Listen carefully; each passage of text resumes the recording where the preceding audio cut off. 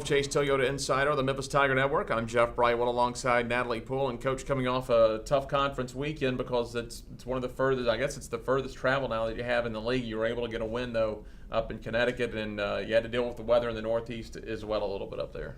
It was a bit of a challenge. It's a long travel day to kind of start, and then, because of that, we don't practice up there the day before.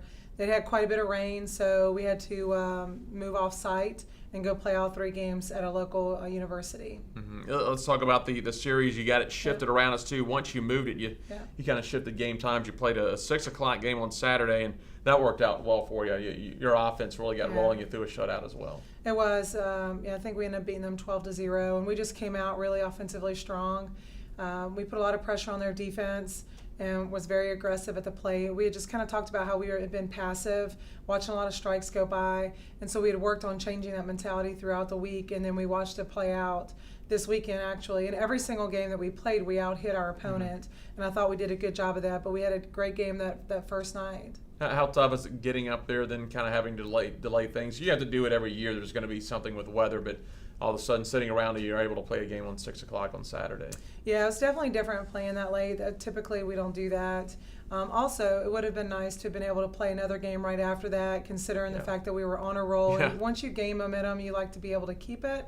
And so it's definitely a little bit of an adjustment to our normal schedule. Unfortunately, a couple of one-run losses, like you said, you out-hit them, but very close games on Sunday for the doubleheader. And you not only did you play late Saturday night, you guys, because of the travel, had to bump it up to a 9 a.m. start for the doubleheader. Absolutely. We didn't really kind of get back to our hotel. Where we played was about an hour from our hotel, so we ended up getting in probably close to 11.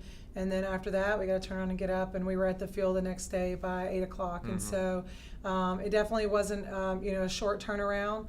But, all said and done, I think that we did a good job offensively and defensively. In the past 5 games, we haven't had an error.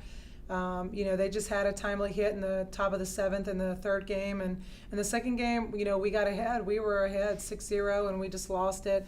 I think pitching could have been a little bit better, and so we would have cleaned that up. We'd have had the game because offensively we definitely showed up this weekend. You're going to be back home for a little bit of a homestand before we talk about those teams. When you do go out to the softball complex, dirt's been broken. They're starting to work now, and I know it looks a little messy right now, but that's a good sign of progress. And when you come back next year, a fan comes back next season, they'll see a locker room, hitting facility. It'll be a really nice addition. It really will be. The anticipated finish date is probably late summer, right around the beginning of school. And so for the girls who are returning, I think it's going to be great for them and for fans to be able to see that, and also recruits that come to our campus. But it's nice to be able to see it in progress. They've asked me a couple times if during home games if I want them to stop working, and I just said no, let's just keep it going and let them do what they need to do. Give us a little look at Martin when you go on the road Wednesday. Martin's a pretty tough team. They're always really aggressive. We always play them really close. We've played them sometimes and been able to come out on top, and then other times we've lost some one-run ball games to them as well. They're doing pretty okay. They're a little bit above 500. Their hitting offensive numbers seem to be pretty good. So I think that they'll be a good matchup for the midweek, especially with Central Florida coming in. Central Florida right now has been ranked in the top 25 the entire season. And pitching-wise, they have 2 pitchers that are throwing with under a 1 ERA.